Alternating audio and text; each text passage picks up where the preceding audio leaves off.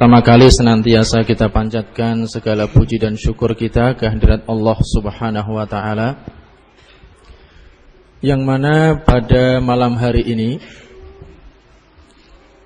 malam hari yang berbahagia, kita bisa berkumpul di Masjid Pondok Pesantren Al-Ukhuwah dalam rangka untuk menghadiri satu majelis ilmu, yang mana pada kesempatan malam hari yang berbahagia ini telah hadir di hadapan kita orang tua kita, Ustadz kita, Ustadz Abdul Hakim bin Amir Abdad. Beliau dari Jakarta datang pada hari ini untuk memberikan wejangan, memberikan nasihat kepada para santri di Pondok Pesantren Al-Ukhuwah ini, dan umumnya kepada para ikhwan dan akhwat yang hadir di Masjid Pondok Pesantren Al-Ukhuwah ini. Untuk lebih jelasnya, saya mohon para santri memperhatikan dan kalau perlu mencatat, ya, menyiapkan pulpen dan kertas atau buku tulis. Dan demikian juga tausiah ini disiarkan langsung oleh Radio Suara Quran 94,4 FM kepada para pendengar yang ada di rumah. Kami persilahkan untuk memperhatikan dan untuk menyimak wejangan yang akan diberikan oleh Ustadz Abdul Hakim bin Amir Abdad. Kepada beliau waktu dan tempat kami persilahkan.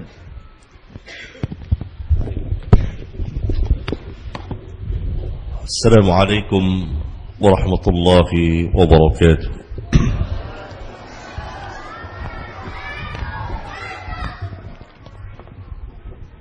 Alhamdulillah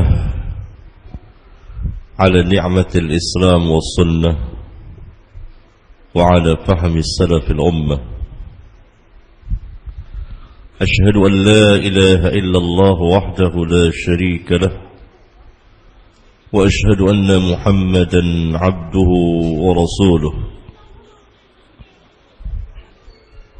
والصلاة والسلام على النبي الكريم وعلى آله وأصحابه أجمعين. أما بعد،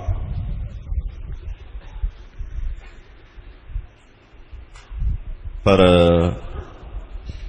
asatidzah bersama para santri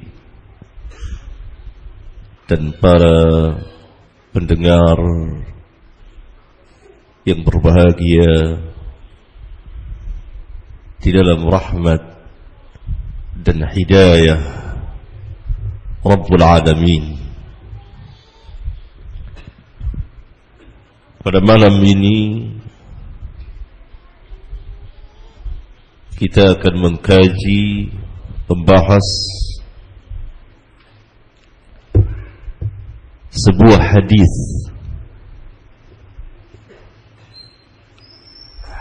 yang sahih yang dikeluarkan oleh Al-Imam Muslim di kitab sahihnya dan lain-lain imam ahlul hadis dari jalan Jabir bin Abdullah radhiyallahu ta'ala anhu,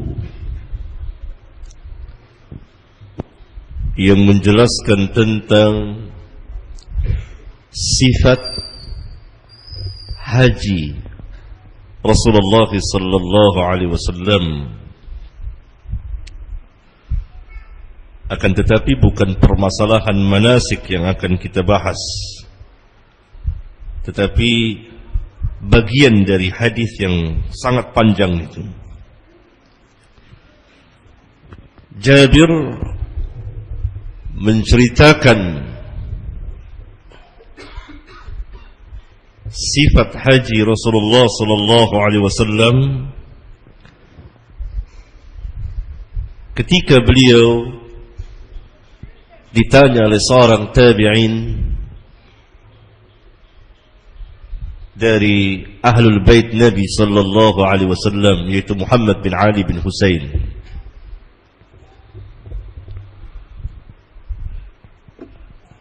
Yang meriwayatkan dari Muhammad bin Ali bin Husain adalah anak beliau Ja'far bin Muhammad. Berkata Muhammad bin Ali bin Husain kepada Jabir yang ketika itu telah tua dan matanya telah buta. Dia bertanya, siapa saja yang datang, yang berkunjung kepadaku, karena dia tidak melihat. Lalu Muhammad bin Ali bin Husain mengatakan bahwa saya Muhammad bin Ali bin Husain. Maka Muhammad bin Ali bin Husain berkata kepada Jabir bin Abdullah, haditsni, ceritakanlah kepadaku tentang haji Rasulullah sallallahu alaihi wasallam. Kemudian Jabir menceritakan sifat haji Rasulullah sallallahu alaihi wasallam. Menarik perhatian kita dari pertanyaan Muhammad bin Ali bin Husain kepada Jabir, yang meminta kepada Jabir agar Jabir menjelaskan tentang sifat ilmiah dan amaliyah Rasulullah SAW dalam menunaikan ibadah haji. Kalimat ini, perkataan ini memberikan sejumlah pelajaran kepada kita. Di antara yang pertama, para tabi'in sangat bersemangat beramal dengan amal sunnah. Karena itu mereka bertanya, ceritakan kepada kami tentang haji Rasulullah sallallahu alaihi wasallam. Semangat ilmiah dan amaliyah. Itu yang pertama. Yang kedua, mereka mendatangi ilmu, menuntut ilmu. Ilmu dicari, dituntut. Mereka mendatangi ahlul ilmu.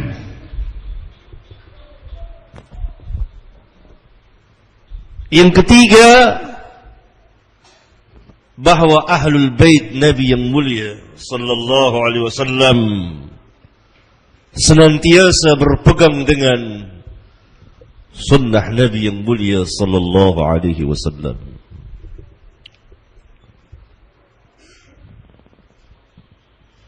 Yang keempat, bahwa para tabi'in guru mereka adalah para sahabat. Mereka belajar kepada para sahabat Nabi sallallahu alaihi wasallam. Mereka bertanya kepada para sahabat.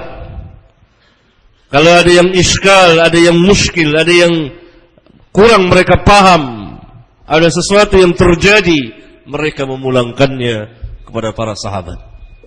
Yang menunjukkan bahwa mereka berpegang dengan manhaj para sahabat Nabi sallallahu alaihi wasallam. Dan seterusnya dari fawaid, faedah ilmiah dari pertanyaan Muhammad bin Ali bin Husain dan jawaban Jabir bin Abdullah. Kemudian Jabir bin Abdullah menjelaskan tentang sifat haji Rasulullah sallallahu alaihi wasallam. Di antaranya perkataan Jabir, wa Rasulullah sallallahu alaihi wasallam baina adhhurina وعليه ينزل القرآن وهو يعرف تأويله وما عمل به من شيء عملنا به. Bagian dari hadis tersebut adalah perkataan Jabir, dan Rasulullah sallallahu alaihi wasallam, yakni pada Hajjatul Wada, ketika beliau menunaikan ibadah haji yang kita kenal dengan nama Hajjatul Wada pada tahun ke-10 Hijriyah. Beliau Rasulullah sallallahu alaihi wasallam berada di tengah-tengah kami, dan kepada beliau Allah menurunkan Al-Quran, dan beliaulah yang mengetahui tafsirnya,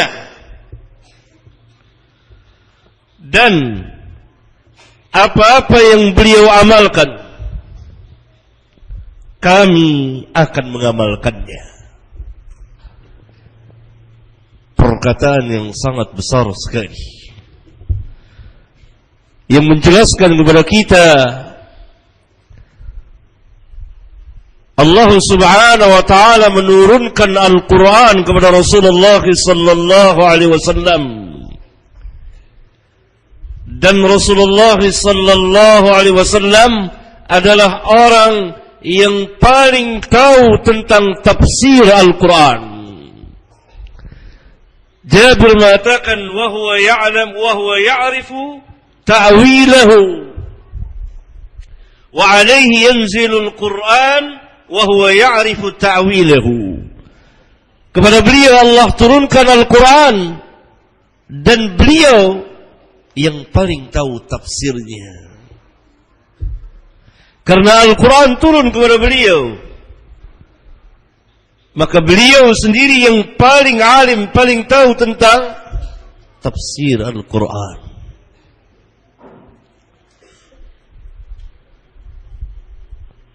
Oleh karena itu, para sahabat tidak keluar dari sunnah Rasulullah sallallahu alaihi wasallam. Jabir mengatakan, wa ma 'amila bihi min syai'in, apa saja yang beliau amalkan, amilna bihi, kami akan mengamalkannya. Yang menjelaskan kepada kita bahwa para sahabat ridwanullah alaihim jami'an mengikuti Rasulullah sallallahu alaihi wasallam, ilmu dan amal dan dakwah. Perkataan ini sangat besar sekali, yang menjelaskan kepada kita bahwa Rasulullah sallallahu alaihi wasallam orang yang paling tahu tentang Al-Quranul Karim. Kemudian para sahabat ridwanullah alaihim jami'an, kemudian para tabi'in yang belajar kepada para sahabat, mereka semuanya tidak keluar dari manhaj para sahabat ridwanullah alaihim jami'an. Karena itu para ulama mengatakan atau menetapkan, di antaranya Syekhul Islam Ibn Taimiyah rahimahullah ta'ala mengatakan, barang siapa yang menyimpang dari tafsir para sahabat dan tabi'in,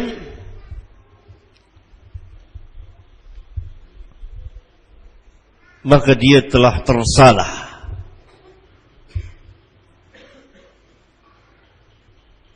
bahkan dia masuk ke dalam ahli bid'ah. Yang dimaksud menyimpang dari manhaj, cara mereka, apa yang mereka telah tetapkan. Karena para sahabat mengambil dari Rasulullah sallallahu alaihi wa ala alihi wasallam. Bagaimana beliau menjelaskan Al-Quran? Beliau menjelaskan Al-Quran secara keseluruhannya. Ada kalanya beliau menafsirkan ayat per ayat. Ada kalanya lafaz per lafaz. Ada kalanya, dan ini yang terbanyak, beliau menafsirkan secara keseluruhan. Ketika Allah Subhanahu wa taala memerintahkan untuk mentauhidkannya, beliau menjelaskan secara terperinci apa yang dimaksud dengan tauhid. Ketika Allah Subhanahu wa taala melarang melakukan kesyirikan, beliau menjelaskan secara terperinci bagian-bagian dari kesyirikan. Sampai ketika seseorang mengatakan, Masya Allah wa syi'ata, apa yang Allah kehendaki dan engkau kehendaki, beliau mengatakan, Aj'alta lillahi niddan, patutkah engkau jadikan aku tandingan bagi Allah? Fakul Masya Allah wahda, katakan apa yang Allah kehendaki saja semata. Dalam hadis yang lain, Fakulu Masya Allah wa thumma syi'atum, yakni syirik lafziyah. Masya Allah wa syi'ata, Masya Allah wa syi'ata, ada huruf waw, dibenarkan oleh beliau, ditegur oleh beliau, diluruskan secara terperinci. Ketika Allah Subhanahu wa taala memerintahkan as-salah, aqimis salah, beliau menjelaskan secara terperinci. Ketika Allah Subhanahu wa taala menjelaskan, walillahi 'alan nasi hajjul baiti man istata'a ilaihi sabila, dan karena Allah wajib atas manusia menunaikan ibadah haji barang siapa yang mempunyai kemampuan atau kesanggupan berangkat atau berjalan ke sana. Beliau pun bersabda, khudhu manasikakum, ambillah manasik kamu, yakni dariku, ambillah tata cara manasik kamu dariku, dan seterusnya. Demikian tafsiran beliau terhadap Al-Quran. Oleh karena itu Jabir mengatakan, wa huwa ya'rifu ta'wilahu. Beliau yang mengetahui ta'wilnya, yakni tafsirnya, apa yang dimaksud oleh Allah. Kemudian beliau menjelaskan kepada para sahabat ridwanullah alaihim jami'an. Para sahabat tidak keluar dari apa yang telah ditetapkan dan diajarkan oleh Rasulullah sallallahu alaihi wasallam.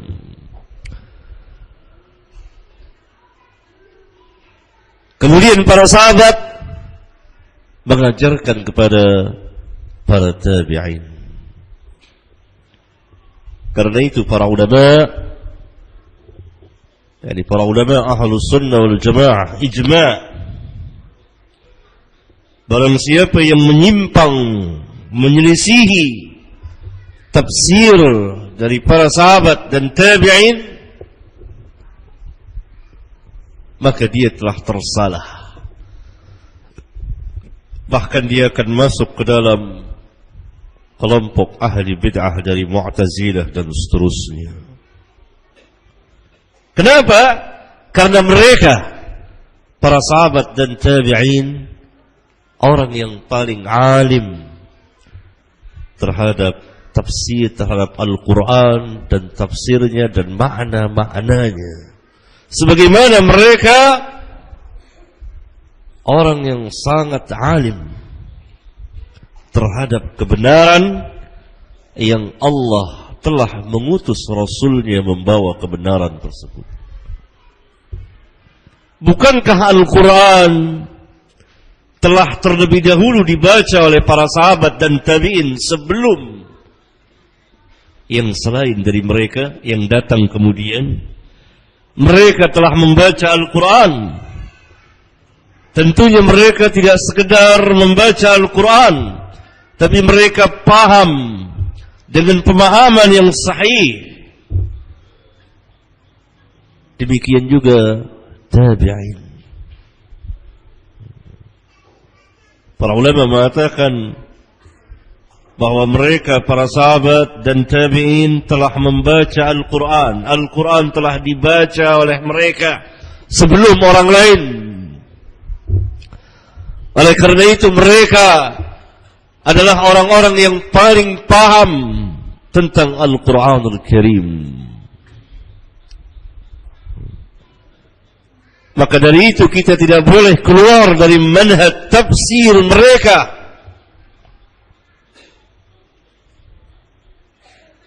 Inilah yang telah diijma'kan oleh para sahabat, yang kemudian diikuti oleh para tabi'in.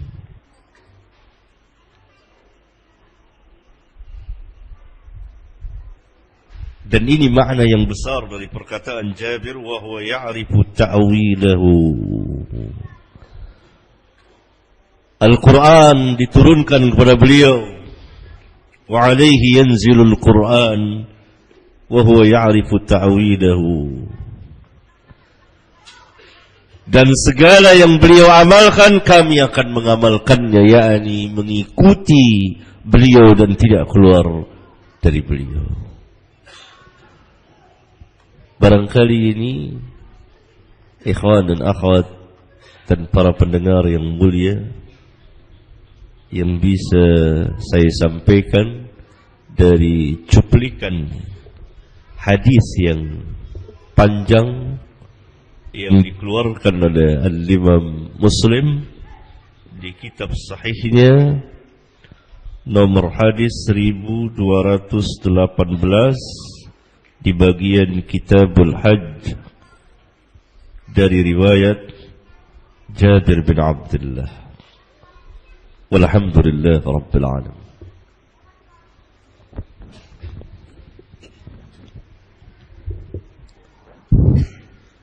Jazakallahu khairan pada Ustaz Abdul Hakim yang telah menyampaikan beberapa tausiah yang sangat berharga kepada kita semua.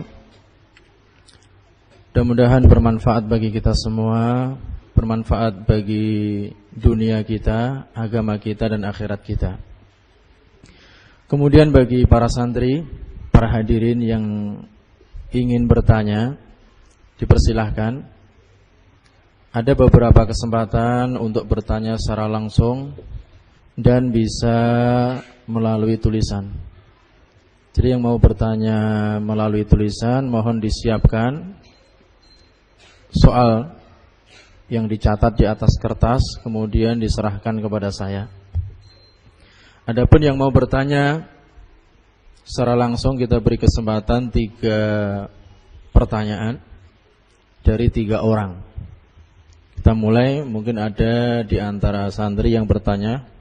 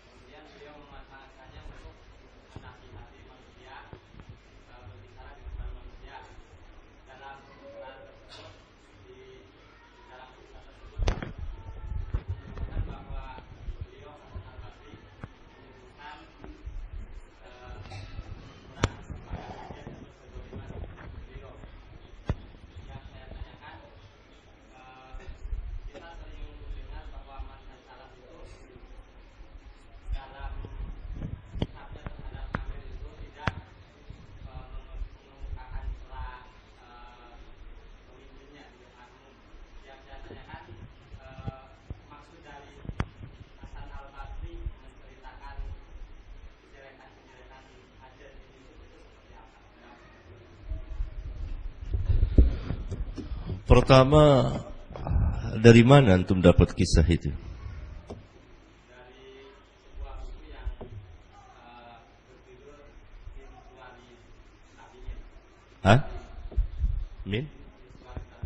Min suari tabi'in.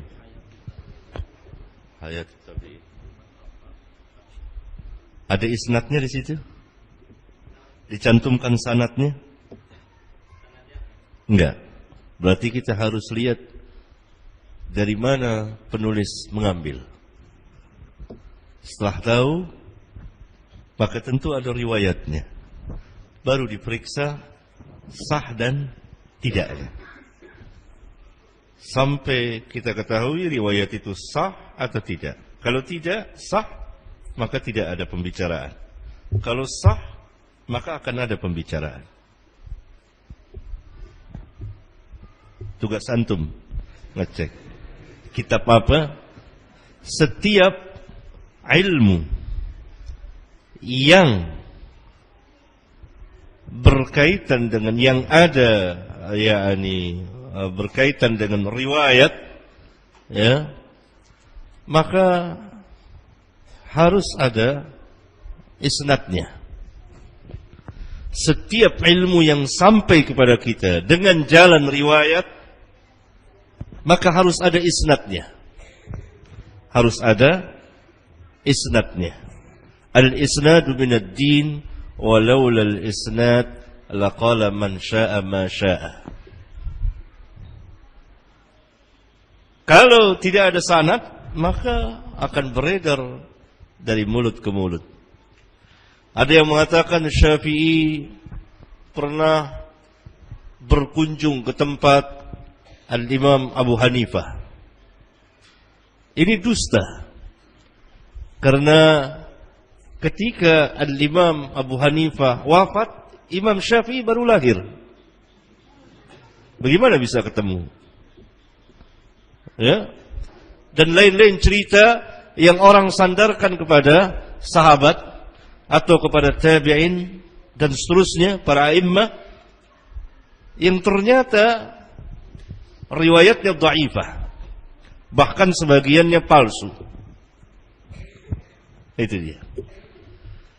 Kalaupun sah, maka yang menjadi hujjah perkataan Hasan Basri atau kitabullah dan sunnah. Ini jawaban. Bisa antum. Tidak ada hujjah bagi perkataan manusia. Apa kata Imam Malik? Setiap manusia perkataannya boleh diambil dan boleh ditinggalkan kecuali Rasulullah sallallahu alaihi wasallam.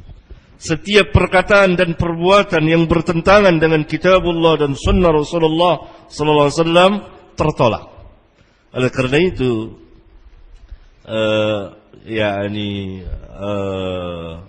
di kitab Al-Aqidah Al-Wasitiyah, ya, pernah baca? Ya. Perkataan, perbuatan dan perkataan manusia zahiran wa batinan ditimbang oleh Al-Kitab, As-Sunnah dan Ijma' Al-Muhajirin wal-Ansar. Siapa saja yang menyalahi ketiganya, salah satu dari ketiganya, maka mardud, tertolak. Ya. Ada pertanyaan Ustaz dari pendengar radio, dari Pak Khalid di Kacangan. Mau bertanya Ustaz, sejak kapan kita bermadhab dan bagaimana hukum bermadhab itu?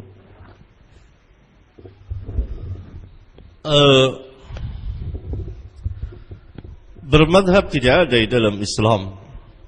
Tidak dianjurkan dalam Al-Quran, dan tidak oleh sunnah, dan tidak oleh para sahabat, dan tidak oleh tabi'in, dan tidak oleh atba'ut tabi'in, dan tidak oleh para imam, khususnya imam yang 4. Di antara dalil adalah firman Allah Subhanahu wa ta'ala, Ya ayyuhalladzina amanu ati'u Allah wa ati'u ar-rasul wa ulil amri minkum fa in tanaza'tum fi syai'in faruddu ila Allah war rasul. Hai orang-orang yang beriman, taatlah kepada Allah dan taatlah kepada Rasul dan ulil amri di antara kamu. maka jika kamu berselisih tentang sesuatu apa saja, kembalikanlah kepada Allah dan Rasul. Kembali kepada Allah adalah kembali kepada Al-Quran. Kembali kepada Rasul adalah kembali kepada sunnah beliau. Tidak diperintah untuk kembali kepada mazhab fulan dan fulan dan fulan, tetapi kepada kitabullah. Siapa yang sejalan dengan kitabullah, dia berada di atas kebenaran. Siapa yang menyalahi kitabullah, maka dia salah, keliru, bahkan dapat sesat. Oleh karena itu para imam, khususnya Imam Asy-Syafi'i, berpesan dan berwasiat wanti-wanti agar tidak mentaklidi mereka beliau. La tuqalliduni. Bahkan Al-Imam Al-Muzani, salah seorang pembesar dari murid beliau yang meringkas kitab Al-Um, di awalnya mengatakan, saya ringkas kitab ini atas wasiat Syafi'i agar tidak mentaklidi beliau. Ya? Para sahabat dan tabi'in dan seterusnya dari para a'immah beredar, berjalan bersama cahaya dan hidayah kitabullah dan sunnah Rasulullah sallallahu alaihi wasallam. Para a'immah berijtihad. Ijtihad bisa benar dan bisa salah. Ya, bisa benar dan bisa salah. Dalam bahasa Arab kalau dikatakan ini mazhab saya, ini mazhabi, maksudnya pendapatku. Ya, kemudian para ijtihad para immah itu dikumpulkan dan dilihat oleh para ulama yang datang belakangan, imma mereka menyetujuinya atau menolaknya. Tidak ada seorang pun di antara mereka yang mengatakan harus mengikuti saya, tidak. Tetapi perkataan para imam, ijtihad mereka dihadapkan kepada kitabullah dan sunnah Rasulullah sallallahu alaihi wa ala alihi wasallam. Nah, ketika terjadi kebekuan, kejumutan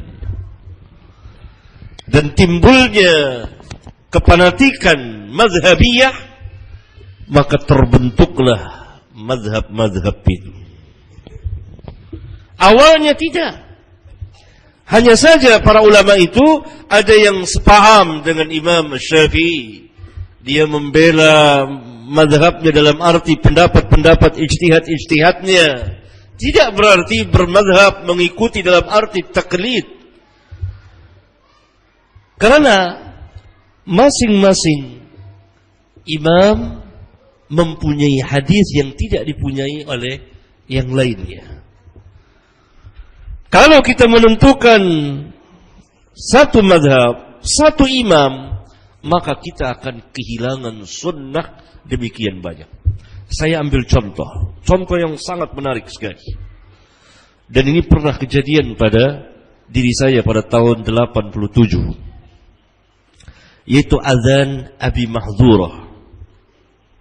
Azan dalam Islam ada dua. Azan Bilal yang biasa kita kumandangkan, ya, hadisnya sahih. Yang kedua azan Abi Mahdzurah, ada pengulangan syahadatain. Allahu akbar, Allahu akbar, Allahu akbar, Allahu akbar. Asyhadu an la ilaha illallah, asyhadu an la ilaha illallah, asyhadu anna Muhammad Rasulullah, asyhadu anna Muhammad Rasulullah. Kemudian diulang lagi, asyhadu an la ilaha illallah, dengan suara yang lebih tinggi. Ini azan Abi Mahdzurah. Riwayatnya sahihah. Ketika saya kemukakan ini secara ilmu pada tahun 87, maka saya dituduh macam-macam. Padahal yang saya kemukakan ini mazhabnya Imam Syafi'i. Imam Syafi'i di kitabnya Al-Um, silahkan dibuka, dibaca, hanya berpegang dengan azan ini. Selain dengan azan ini, selain dari azan ini, tidak sah menurut beliau. Nah, bahayanya kalau kita berpegang dengan satu mazhab. sehingga kita kehilangan satu sunnah, yaitu azannya Bilal. Asy-Syafi'i hanya berpegang dengan azan Abi Mahdhurah. Anehnya, kita yang mengaku bermadzhab Syafi'i tidak pernah mengumandangkan azan Abi Mahdhurah. Tidak pernah mengumandangkan azan Abi Mahdhurah. Maka ketika di masjid waktu itu kata alim saya kumandangkan, saya sendiri yang azan, terjadi kegemparan. Saya katakan justru ini yang dipegang oleh Syafi'i. Bingung. Lalu diadakan pertemuan ilmiah. Saya bawa sejumlah kitab Syafi'i dan para ulama yang mendukung mazhab Syafi'i, termasuk Al-Imam An-Nawawi. Baru diketahui. Nah, lihat, kalau kita menentukan salah satu mazhab, maka kita akan kehilangan sunnah. Sebaliknya, mazhab Abu Hanifah menolak azan Abi Mahdhurah. Kalau kita berpegang, kita mengatakan saya mazhabnya Hanafiyah, maka kita tidak pakai azan Abi Mahdhurah. Kalau kita mengatakan bahwa mazhab saya hanya Syafi'i, maka kita kehilangan satu sunnah. Karena itu semoga Allah merahmati para imam itu yang mengatakan la tuqalliduni, jangan kamu taklid kepadaku. Karena masing-masing mempunyai sunnah. Al-Imam Asy-Syafi'i tidak mengangkat tangan, tidak mengangkat kedua tangannya ketika bangkit dari rakaat yang kedua. Karena beliau belum sampai hadisnya kepada beliau atau melalui jalur yang tidak kuat. Sehingga mengangkat tangan hanya ada di 3 tempat bagi beliau. Ketika takbiratul ihram berdiri, ketika ruku, ketika i'tidal. Bangkit dari ruku. Kita mau mengikutinya? Nah, ini. Karena itu tidak pernah sahabat tabi'in, atba'u tabi'in, para a'immah menentukan salah satu mazhab untuk diikuti sepanjang hayat kehidupan keagamaan. Tidak. Tidak boleh kita katakan bahwa kita bermadzhab Syafi'i. Enggak. Secara mutlak. Tapi kalau kita katakan bahwa kita setuju dengan ijtihad Syafi'i dalam sebagian masalah, tidak apa-apa. Ya? Lihat itu salah satu contoh. Masalah azan yang setiap hari dikumandangkan. Asy-Syafi'i tidak memakai azan yang biasa kita kumandangkan. Beliau memakai azan Abi Mahdhurah. Kalau kurang saja satu kalimat, kata Syafi'i, ulang lagi, tidak sah. Silakan baca di kitab Apa bahasan ini tentunya sangat panjang sekali, tapi itu singkatnya. Ada pertanyaan dari akhwat, bagaimanakah kiat-kiat menjadi wanita yang salehah dan bagaimanakah kaitannya wanita dengan ilmu? Antara wanita dan laki-laki ada persamaan dan ada perbedaan. Yang pembuat syariat samakan dan bedakan. Sama dalam mengejar beramal taat. Inna akramakum indallahi atqakum. Sesungguhnya orang yang paling mulia di antara kamu di sisi Allah, yang paling takwa di antara kamu kepada Allah, laki maupun wanita. Siapa saja wanita atau laki-laki yang beriman, beramal taat, maka Allah akan naikkan derajatnya. Allah akan berikan ganjaran yang besar. Kemudian tidak ada perbedaan dalam ilmu. Tidak sedikit para a'immah guru mereka adalah wanita. Siapa gurunya tabi'in kalau bukan Aisyah radhiyallahu taala anha? Dari mana tabi'in memperoleh hadis kalau bukan dari Aisyah? Salah satunya, Aisyah adalah salah seorang sahabat yang sekaligus istri Nabi sallallahu alaihi wasallam yang banyak meriwayatkan hadis. para tabi'in berdatangan bertanya kepada Aisyah dan mereka meriwayatkan hadis dari Aisyah. Berbondong-bondong mereka datang. Ini menunjukkan bahwa Aisyah lebih alim dari mereka. Aisyah memiliki ilmu. Kemudian para sahabiat, kemudian juga para tabi'in dari kalangan wanita dan seterusnya. Tidak dibedakan. Ya, kalau yang bertanya bisa membaca kitab A'lamun Nisa, tokoh-tokoh wanita dalam Islam, bagus sekali. Kemudian Islam juga membedakan antara laki-laki dan wanita, wanita dan laki-laki. Laisa dzakaru kal untha. Laki-laki tidak sama dengan wanita. Kaidah itu, apa yang Allah samakan tidak boleh dibedakan. Apa yang Allah bedakan tidak boleh disamakan. Ya. Allah Subhanahu wa taala menegaskan laisa dzakaru kal untha. Laki-laki tidak sama dengan wanita. Allah Subhanahu wa taala berfirman, "Ar-rijalu qawwamuna 'alan nisa bima faddala Allah ba'dahum 'ala ba'din wa bima anfaqu min amwalihim." Ar-rijal, laki-laki, qawwamuna 'alan nisa. Tidak boleh disamakan.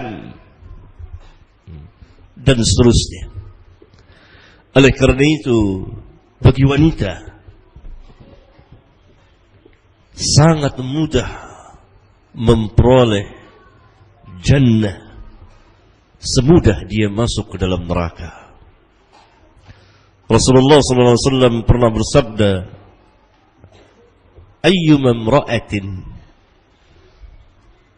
sallat khamsaha wa shamat shahraha wa hafizat farjaha wa ata'at zawjaha qila laha udkhulil jannah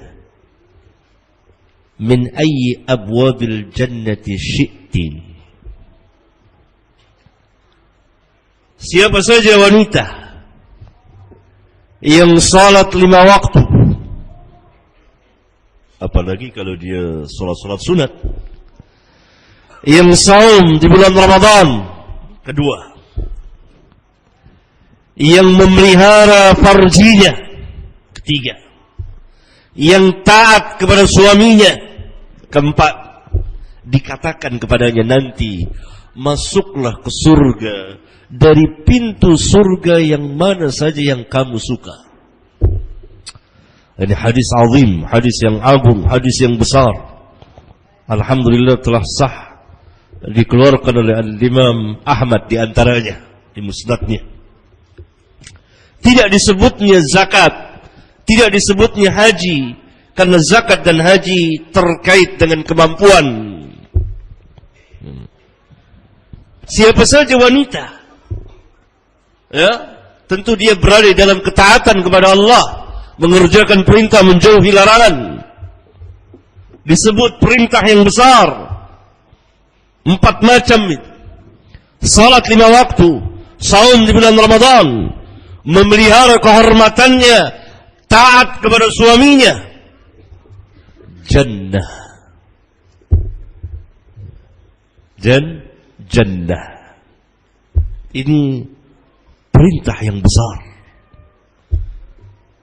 Al-Imam Ibn Hibban yang juga turut membawakan hadis ini memberikan judul bab, yakni setelah juga dia mengerjakan perintah-perintah dan perintah-perintah Allah yang lain dan larangan, menjauhi larangan-larangan Allah yang lain. 4 macam ini maksudnya yang besar, yang setiap hari dia salat misalnya, atau di bulan Ramadan sebulan dalam ada setahun sekali, dan memelihara kehormatannya dan taat kepada suami. Iya.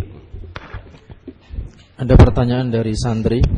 Apa nasihat Ustadz untuk santri supaya tetap istiqomah di dalam menuntut ilmu?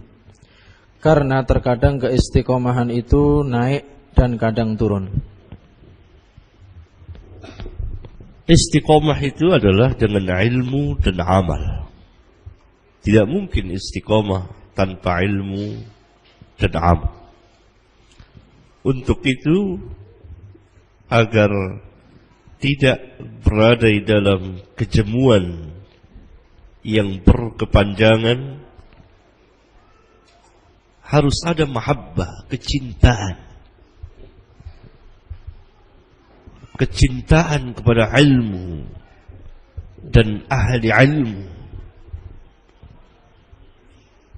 Dan mengetahui bahwa yang dilakukan adalah perbuatan mulia, perbuatan yang sangat besar dari talabatul ilm, yang merupakan jihad yang sangat besar khususnya pada zaman sekarang. Karena ilmu adalah salah satu kekuatan Islam terbesar, bahkan yang pertama. Tanpa ilmu maka Islam tidak mempunyai kekuatan. Oleh karena itu, apabila kaum muslimin berada di dalam ketidaktahuan, ketidakmengertian, kejahilan di dalam agamanya, maka kaum muslimin akan lemah. Para pelajar sekalian yang saya cintai, hendaklah pertama senantiasa memohon kepada Allah taufik dan hidayahnya dan kekuatan, dan menumbuhkan perasaan cinta yang besar.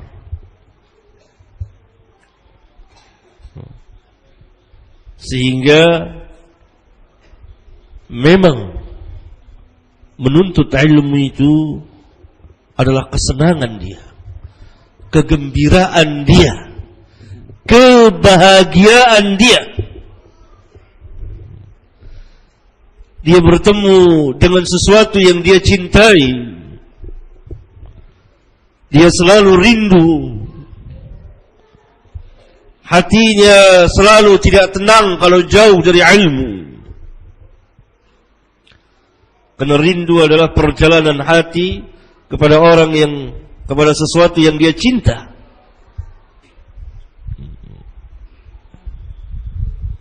Karena itu kita lihat, kita baca perjalanan para ulama dalam menuntut ilmu, itu sangat senangnya, sangat cintanya, sangat membesarkannya.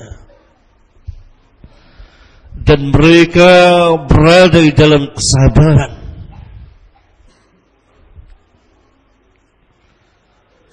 Al-Imam Abu Hatim pernah bercerita tentang dia menuntut ilmu dulu jalan kaki ya, di padang Sahara, berjalan dari satu tempat ke tempat yang lain, dari satu negeri ke negeri yang lain.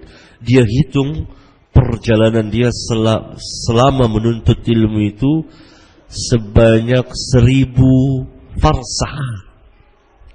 1000 farsah. Satu farsah 3 mil. Kira-kira 5 kilo ya. 5 kilo. 5 kilo kali 1000 ya. Berarti 5.000 kilo. 5.000 kilo. Perjalanannya nuntut ilmu. Penuh dengan kesabaran. Luar biasa. Sampai sebagian kaum muslimin mengatakan di hadapan saya, ini enggak masuk di logika kita. Ini luar biasa. Anaknya Al-Imam Ibnu Abi Hatim berjalan untuk ilmu, untuk cari hadis di Mesir. Ketika itu dia ingin bertemu dengan, mendengar hadis dari seorang syekh. Ternyata syekh belum hadir di majelis, berhalangan. Lalu keduanya pergi ke pasar mencari makanan. Dapatlah ikan. Belum sempat lagi ikan itu dimakan, tahu-tahu sudah ada penyeru panggilan. Dahulu kan tidak ada pengeras suara, bahwa syekh telah datang di majelis.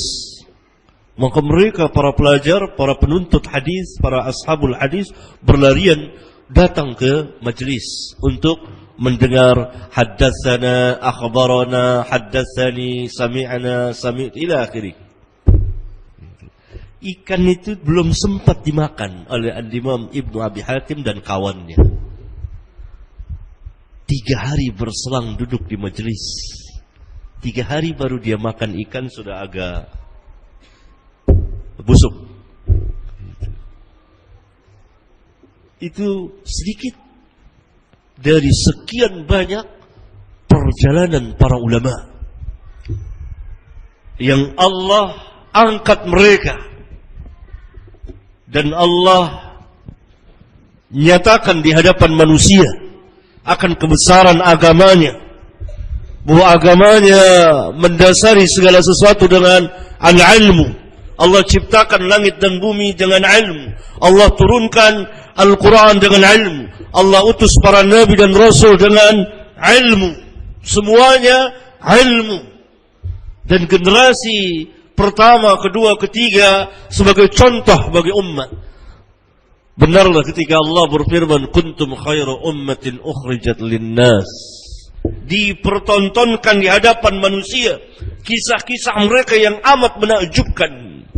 Dan ini sahih kisahnya. Kita berada di zaman kemalasan dalam menuntut ilmu. Iya.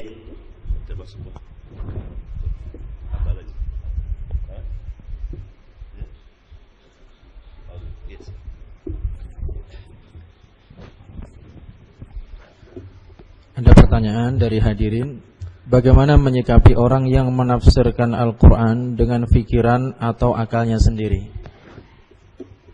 Orang yang menafsirkan Al-Quran dengan akal dan pikirannya semata, tanpa metode manhaj syar'iyyah yang telah ditetapkan di dalam agama kita, maka dia salah dan tersesat.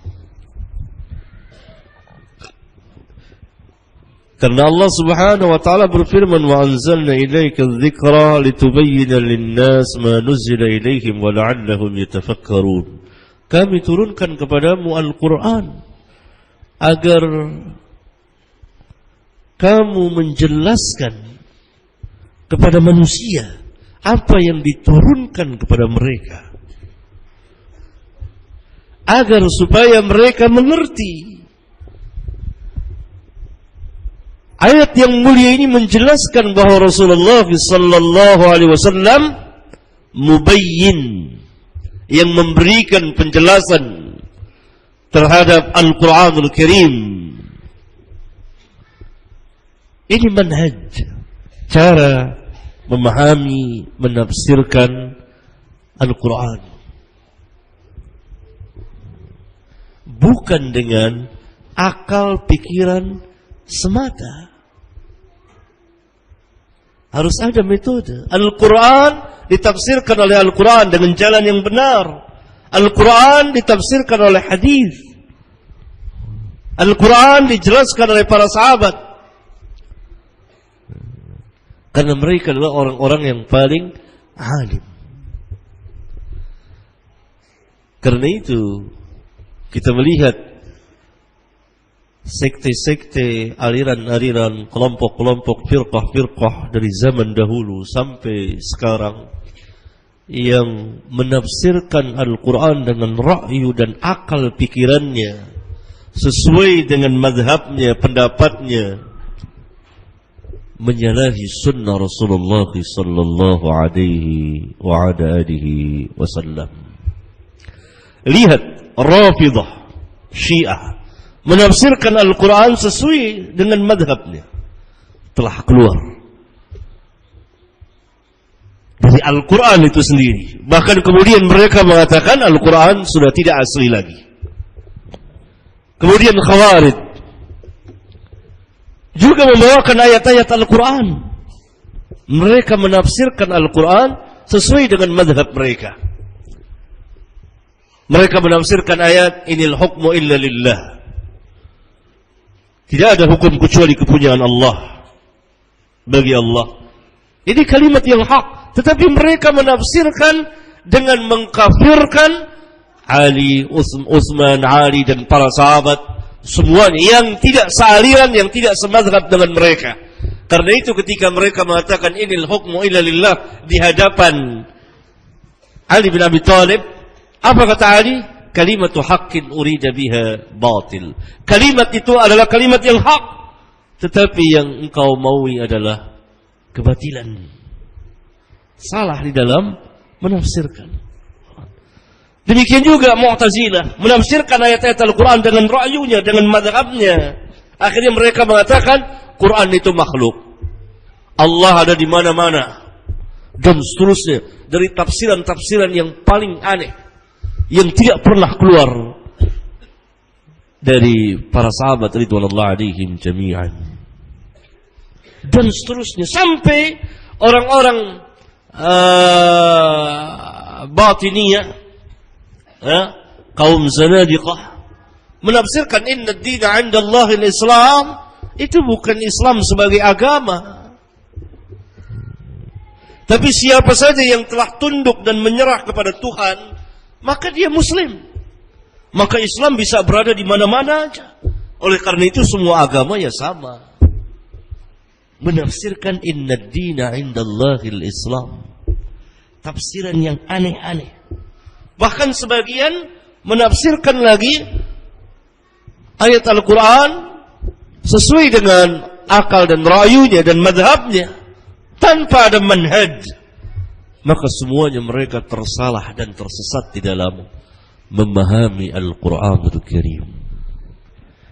Karena itu harus kembali kepada manhaj para sahabat ridwanullah alaihim jami'an. Tadi apa yang kata ulama di awal saya bawakan, bahwa barang siapa yang menyimpang dari tafsir para sahabat, maka dia tersalah. Iya. Ada pertanyaan Ustaz dari pendengar radio.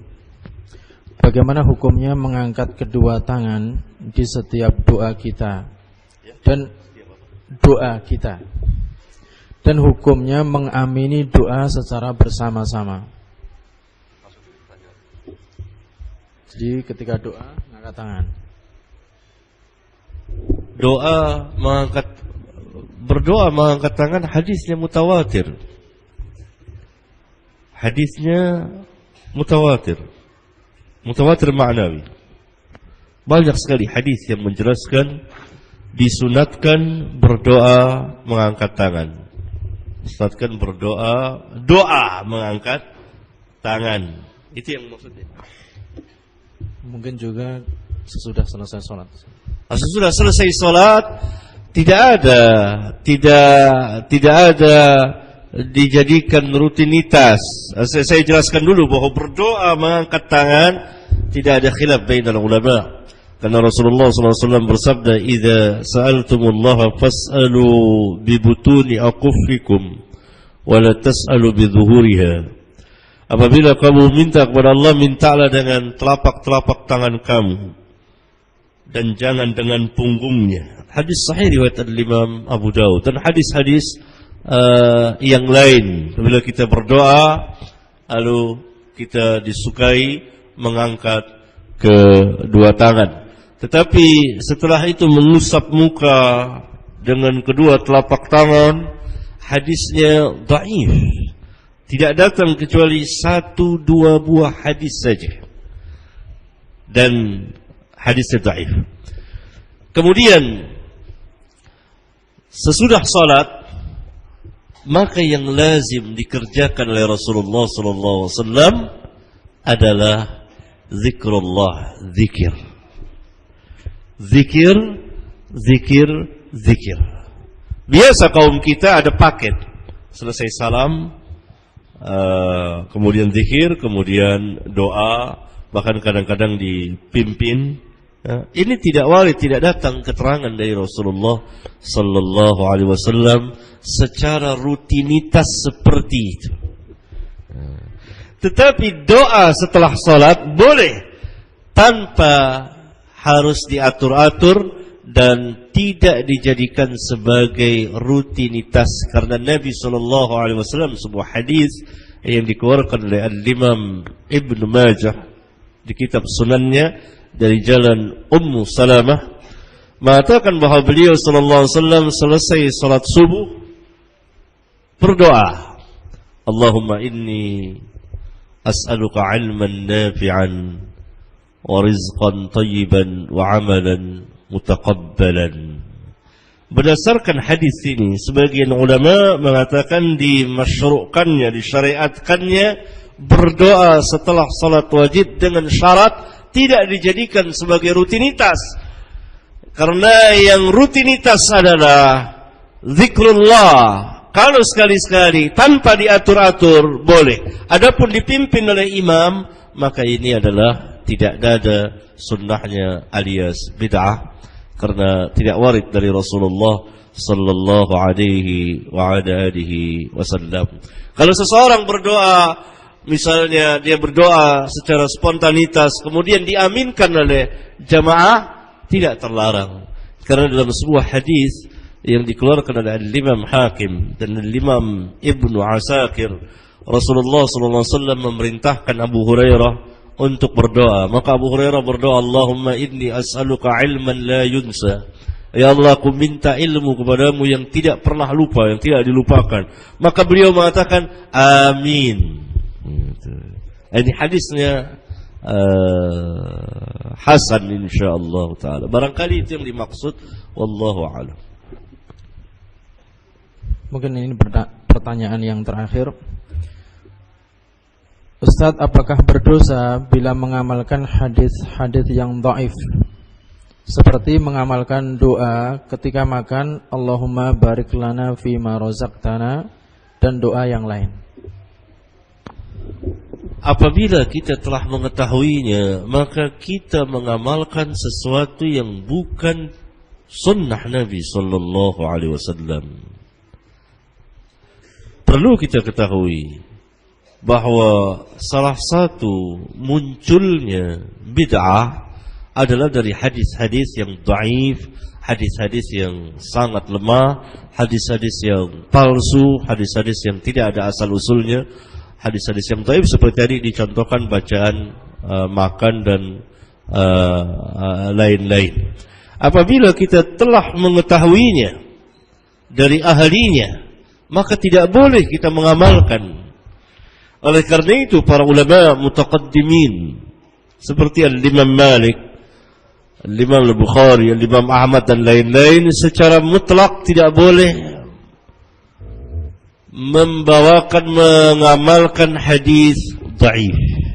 Sebagian mutaakhirin membolehkan dengan syarat, tidak boleh dimasyhurkan, tidak boleh diyakini bahwa itu sebagai sabda Rasulullah sallallahu alaihi wasallam, dan syarat-syarat yang lain yang dijelaskan oleh para ulama. Nah, syarat-syarat tersebut tidak mungkin bisa ditunaikan kecuali oleh orang yang membuat syarat itu, yaitu para ulama, dan oleh orang yang ahlinya. Adapun masyarakat umum atau mereka yang tidak mempunyai keahlian tentang ini tentu tidak bisa.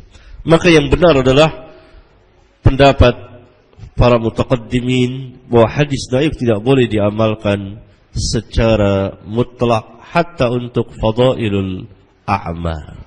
Iya. Barangkali kita cukupkan sampai di sini, dan mohon maaf kepada para pendengar radio dan para hadirin dan hadirat apabila ada pertanyaan yang belum sempat dijawab. Kami mohon maaf karena terbatasnya waktu, dan barangkali bisa dijawab pada kesempatan berikutnya.